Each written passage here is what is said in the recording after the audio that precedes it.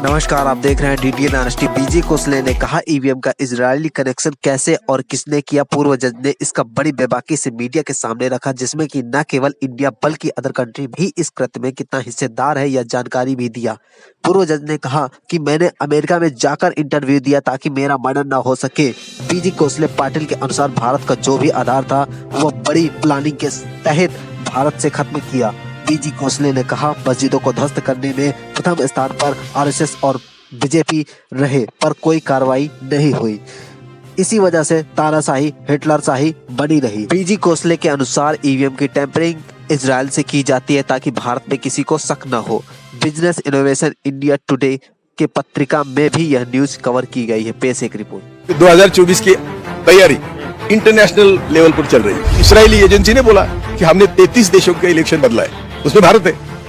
हमने टेम्पर किए सब, और जो हम टेम्पर करने वाली टीम थी, इलेक्शन जीतने के बाद इन्होंने एक रूम में देके सबको मार डाला।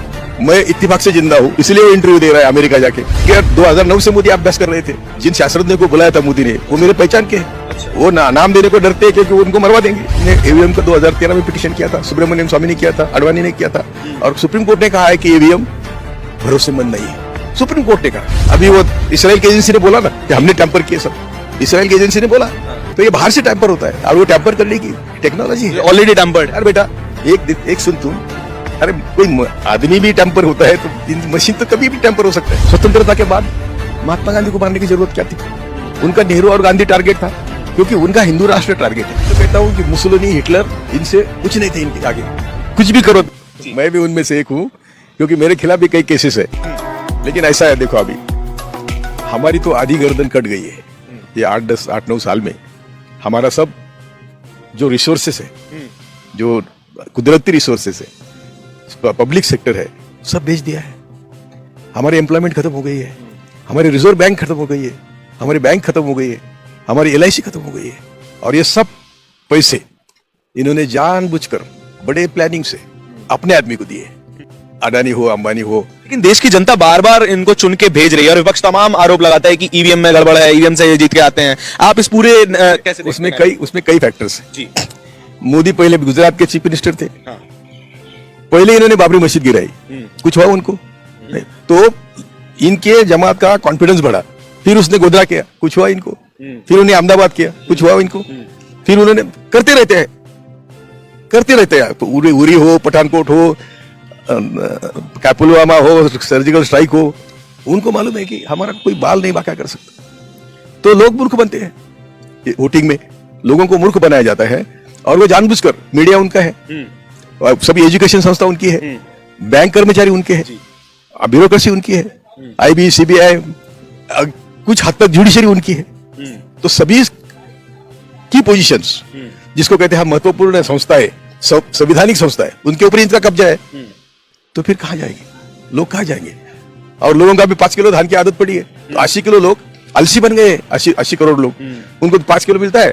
कुछ भी विशेष उनकी वाइफ कहीं जाते हैं तो वो मीट मिर्ची का यानी इंतजाम करती है, वो दारू पी के सो जाते हैं बच्चे, हमारे युवा। तो ये सबको बर्बाद करने का काम है। मोदी मेहरबानी नहीं कर रहे हैं 5 किलो धान देने की। अन्न सुरक्षा कानून है 2013 का, उसके तहत कोई भी भूखा हो तो हाईकोर्ट में जा सकता है कि मुझे खाने को नहीं है, और वो देना पड़ेगा, तो वो दे रहे हैं। लेकिन ये देने की इनकी जो मनीषा है, ये इन सबको बर्बाद करना है। लेकिन इनको जाके घर घर जाने के लिए हमारे लोगों की ताकत नहीं है। हम भी तो जो उनकी रोटी के मोहताज है, तो हम कहाँ जाएंगे? उनको मालूम है कि हम कुछ नहीं कर सकते, हम सिर्फ ऐसे आपसे बात करेंगे। और मैं उनका टारगेट हूँ, मेरे खिलाफ कई केसेस है, CNRC के है, इसके है। तो हम ऐसा सोचते हैं कि आज हम जिंदा है, बस हो गए, कल का देखेंगे। ये ऐसी हमारी जिंदगी जा रही है। सर, जैसे अभी का सबसे बड़ा मुद्दा है, और 2014 से अभी तक सबसे बड़ा मुद्दा ये कम्युनलिज्म और जो धर्म के नाम पे जो हिंसा है। जैसे हरियाणा में हमने देखते हैं सारे इंसिडेंट्स आते हैं। तो आपको नहीं लगता कि क्या जनता में भी ये नफरत अब पहुंच चुकी है, जो सिर्फ पॉलिटिकल लेवल पे थी, अब जनता में है? क्योंकि जनता को कुछ मालूम ही नहीं ना। जो मीडिया दर हर दिन कहता है वही चालू है। सोशल मीडिया आपके जैसे जिंदा है, इसलिए कुछ ना कुछ तो हो रहा है। अभी इतनी राहुल गांधी की पदयात्रा थी, किसी मीडिया ने उठाई नहीं। वो सोशल मीडिया के माध्यम से घर घर गई ना, तो घर घर जाने का आज भी मार्ग आप लोगों के माध्यम से खुला है। लेकिन वो अच्छी तरह लोगों को समझाने की कोशिश में कोई, अभी क्षत्रिय पार्टी है, वो क्या है? वो तो अपने अपने घर की पार्टी है, और उनको कभी ना कभी वो सत्ता में थे, तो उनके भी पल्लू पर दाग है, तो वो डरते हैं। क्यों डरते हैं? तो मोदी के पास उनकी फाइलें हैं। ईवीएम का आंदोलन खड़ा नहीं हो सका, हमने ईवीएम का 2013 में पिटीशन किया था, सुब्रमण्यम स्वामी ने किया था, अडवाणी ने किया था, और सुप्रीम कोर्ट ने कहा है कि ईवीएम भरोसेमंद नहीं है। सुप्रीम कोर्ट ने कहा है, जिनको इन्होंने राज्यसभा दी, वो गोगोई ने कहा है जजमेंट में 2013 के कि ये भरोसेमंद नहीं है। जब टैंपर वो बुलाते हैं कि जब ये टैंपर करके दिखाइए बिना हाथ लगाए, होता, ऐसा नहीं होता है। वो तो नेशनल इंटरनेशनल लेवल पे। अच्छा। अभी वो इसराइल की एजेंसी ने बोला ना कि हमने टैंपर किए सब, इसराइल की एजेंसी ने बोला, तो ये बाहर से टैंपर होता है, और वो टैंपर करने की टेक्नोलॉजी है, ऑलरेडी टैंपर्ड। यार बेटा एक सुन तुम, अरे कोई आदमी भी टैंपर होता है, तो मशीन तो कभी भी टैंपर हो सकता है, उसमें क्या है? तो टैंपर होने में कोई दिक्कत नहीं है जी। और मोदी शाह का इतिहास है, उन्होंने गोधरा और अहमदाबाद करके सत्ता हस्तगत की ना, तो ये छोड़ेंगे जब उनके पास ईवीएम, और ईवीएम के 2009 से मोदी अभ्यास कर रहे थे। जिन शास्त्रज्ञों को बुलाया था मोदी ने, वो मेरे पहचान के हैं। अच्छा। वो नाम देने को डरते हैं क्योंकि उनको मरवा देंगे। कुछ भी करो, बीजेपी नहीं चाहिए, वो तो बता लगे। लेकिन एक दूसरा इलेक्शन ऐसा जीतने से 2024 का अंदाजा नहीं लगा सकते हम। अच्छा। 2024 का अंदाजा नहीं लगा सकते हम, क्योंकि 2024 की तैयारी इंटरनेशनल लेवल पर चल रही है। कैसे, थोड़ा विस्तार से बताएं मुझे। वही बोला कि इसराइली एजेंसी ने बोला कि हमने 33 देशों का इलेक्शन बदला है, उसमें भारत है। अच्छा। 2014 का वो सुशा करके जो है वो इंटरव्यू देता है कि हमने सब टैंपर किए, वो तो बहुत खतरनाक इंटरव्यू देता है कि हमने टैंपर किए सब, और जो हम टैंपर करने वाली टीम थी, इलेक्शन जीतने के बाद इन्होंने एक रूम में देके सबको मार डाला।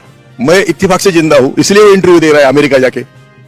तो ये, अरे मोदी शाह का जब काय को आरएसएस का इतिहास, हजारों साल का ब्राह्मणवाद का इतिहास हम देखेंगे, तो मैंने सम्राट अशोक की बात की, तो ऐसे कई इंस्टेंसेस है कि वो अपने साथ लोगों को लेते हैं, काम करवा लेते हैं, बाद में उनको खत्म कर देते हैं। आरएसएस की आइडियोलॉजी हम लोग समझते नहीं। आरएसएस की आइडियोलॉजी है कि हम देश के मालिक हैं। वो कहते हैं हम देश के मालिक हैं और तुम सब लोग 2 जून की रोटी का दे रहे। तो इन्होंने आज तक क्या किया? 8 साल में, 9 साल में हमको 2 जून की रोटी पर लाया। आज कम से कम 80 करोड़ 100 करोड़ लोग 5 किलो धान पर है, और वो सोते हैं धान खा के, तो उनको बर्बाद करने का काम ये कर रहे हैं। और ये हजारों साल किया, ऐसा आज नहीं किया। मैं तो कहता हूँ कि मुसोलिनी, हिटलर, इनसे कुछ नहीं थे, इनके आगे कुछ नहीं थे। ज्यादा गंभीर है, बिल्कुल ज्यादा गंभीर नहीं, इससे ज्यादा गंभीर कुछ हो ही नहीं सकता। अच्छा। क्यों? तो उनकी 1, 2, 4 पीढ़ी का उन्होंने नुकसान किया, लेकिन बाद देश कंट्री तो ऊपर आई ना। हमारी कंट्री कभी ऊपर आई नहीं, कभी जब भी मौका आता है कंट्री को। एक उदाहरण देता हूँ, सम्राट अशोक का बहुत अच्छा राज था। उनकी मिसेज ब्राह्मण थी, और उनका ग्रैंडसन बृहद्रथ, उसको उसका सरदार पुष्यमित्र शुक्ल, उसने मार डाला। सरदार था वो जी। तो जब भी देश का उज्जवल भविष्य शुरू होता है, तो ये लोग आते हैं और बर्बादी करते हैं। ऐसे कई उदाहरण, अभी इनका इंटरव्यू फिर लंबा हो सकता है। लेकिन आज स्वतंत्रता के बाद महात्मा गांधी को मारने की जरूरत क्या थी? उनका नेहरू और गांधी टारगेट था, क्योंकि उनका हिंदू राष्ट्र टारगेट है। आप टिळक, सावरकर, गोलवलकर पढ़ेंगे। टिळक का 13 जनवरी 1904 में एडिटोरियल है कि उन्होंने तब हिंदू राष्ट्र की मांग करी थी। तब तो आरएसएस का जन्म भी नहीं हुआ था। बाल गंगाधर तिलक। अच्छा। और उसके बाद 23 में सावरकर ने करी, तब भी आरएसएस का जन्म नहीं हुआ था। तो इनका प्लानिंग बहुत पुराना है हिंदू राष्ट्र का, और हिंदू राष्ट्र के लिए इन्होंने देश के स्वतंत्रता आंदोलन में भाग नहीं लेना बात अलग है, विरोध किया। स्वतंत्रता आंदोलन में स्वतंत्र नहीं चाहिए हमको, ऐसा बोल के सुभाष चंद्र बोस की सेना के खिलाफ इन्होंने अपने लोग ब्रिटिश आर्मी में भेजे थे। और तो सुभाष चंद्र बोस, सरदार पटेल, नेहरू, भगत सिंह, सब ने बोला कि आरएसएस से देश को खतरा है। नेहरू ने तो ऐसा बोला कि जब आरएसएस कहता है कि हम पूरब में जा रहे हैं, तो वो कहाँ गए, इसके लिए बाकी 3 दिशा है वो ढूंढना पड़ेगी। अच्छा। तो ये इनका हजारों साल का तरीका है। सुनिए एक बीट। तो इसलिए मैं क्या करता हूँ, हिटलर और मुसोलिनी के वो उनका मामला 2-4 पीढ़ियां में खत्म हो गया, देश के विकास हो गए, सब वो देश हमारे बाप बन गए। हम तो अभी वही है, पीछे जा रहे हैं। तो यहाँ कम्युनलिज्म है, ये फैसिज्म लोग कहते हैं सब फैसिज्म, ये फैसिज्म से कई गुना आगे कम्युनलिज्म है, यानी कास्टिज्म है बोलो। तो ये कास्टिज्म हमें कभी देश के विकास में नहीं